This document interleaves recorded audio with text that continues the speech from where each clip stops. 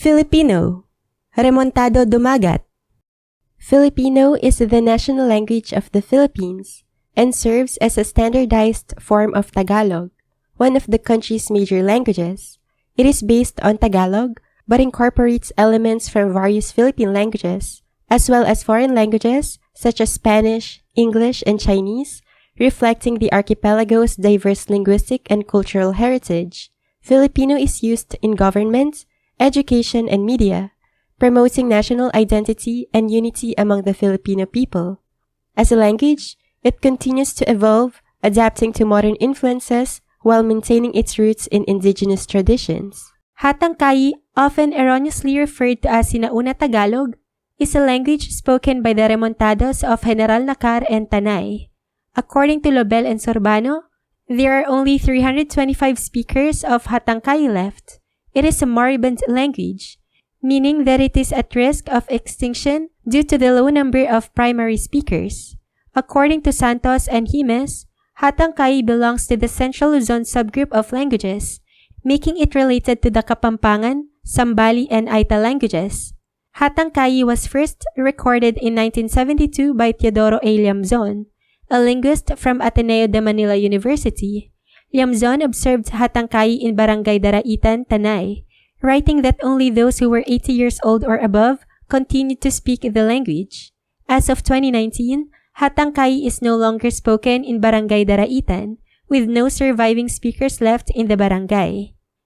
Isa, dalawa, dara, tatlo, apat, lima, anim, pito, walo, siyam, sampu.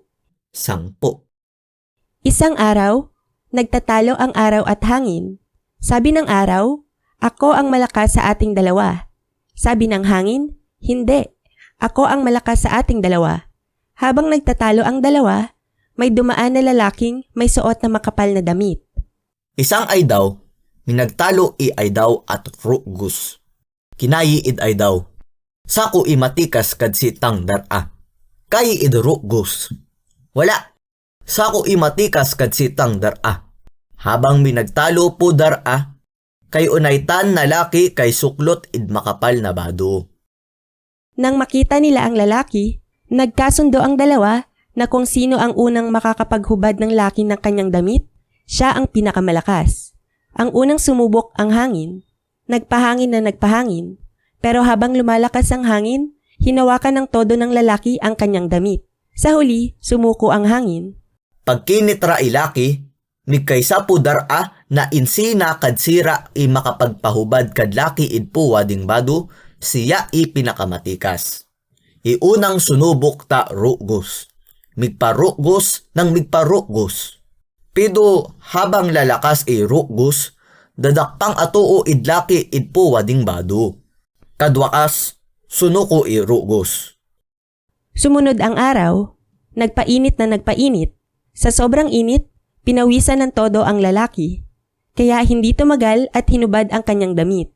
Nang makita ang mangyari, sinabi ng hangin sa araw, ikaw na nga ang tunay na malakas sa ating dalawa. Sununod ta ay daw, migpainit ng migpainit. Kad sobrang init, binanas ng atuo ilaki. Kaya lato nagal at hinubad iwading bado.